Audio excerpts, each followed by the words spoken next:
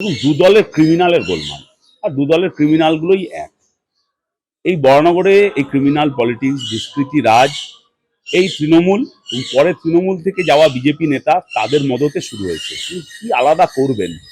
এই ক্রিমিনাল, এটা একটা ক্রিমিনাল গ্যাং, এবং সেই ক্রিমিনাল গ্যাংয়ের মাথা হলো এক। তারা দুটো আলাদা দলের প্রতীক নিয়ে ক্রিমিনাল বিভিন্ন গ্যাং হয় না, নিজেদের ইন্টারেস্টে তারা নিজেদের মতন করে একটা টিম বানিয়ে নেয়। কারণ তৃণমূলের একটা ক্রিমিনাল গ্যাং তৈরি হয়েছে, বিজেপির একটা ক্রিমিনাল গ্যাং তৈরি হয়েছে, এবং খুব আন্ডারস্ট্যান্ডিং করেই এটা করা হচ্ছে। কিভাবে মিডিয়ায় ভেসে থাকা যায়, বরানগরের মানুষ কিন্তু এটাই বিরক্ত এবং ঘৃণা করছে। একটা সাধারণ ব্যানার নিয়ে এই দুদল ক্রিমিনাল নিজেদের মধ্যে গোলমাল হবে, এবং সেই ক্রিমিনালের মাথা হলো এই দুটো প্রার্থী। এটা ভেরি আনফর্চুনেট। সজল ঘোষ ধরুন, ওখানে তার একটা এই ধরনের ক্রিমিনাল অ্যাক্টিভিটির অভিজ্ঞতা আছে, সে এখানে এসে আবার সেটাই চালু করতে চাইছে। এই ক্রিমিনাল অ্যাক্টিভিটি পরিষ্কারই কথা। এই দুষ্কৃতি তৃণমূলে ছিল যখন, তখন এইসব করতো। এখন বিজেপিতে এসে এটাই করছে। এটা আমি ওকে ব্যক্তিগত দোষ দিন, এটা ওর কালচারের মধ্যে রয়েছে।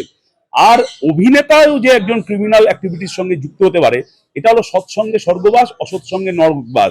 ওনারা এই যে তাপস রায় থেকে যে সংস্কৃতি বরানগরে কায়েম করেছে, আমদানি করেছে, এখন আমাদের এই বর্তমান তৃণমূলের বিধায়িকা সেটাকে ক্যারি আউট করেছে, আর তার খেসারত এই বরানগরের মানুষকে দিতে হচ্ছে।